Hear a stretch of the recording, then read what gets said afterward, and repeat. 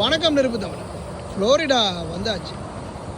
இந்த 1750க்கு மேற்பட்ட கிலோமீட்டர் தூர பயணம் உண்மையிலேயே மிகவும் நெருப்பு தமிழனின் பயணங்கள் முடிவதில்லை தொடர்கின்ற இந்த பயணத்தினுடைய முக்கிய சிறப்பம்சம் தான்.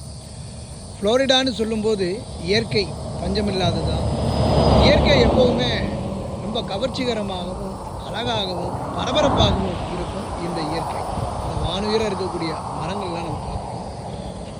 அவ்வளவு அழகு. இயற்கையினுடைய அழகுக்கு உதாரணம் இந்த ஃப்ளோரிடா.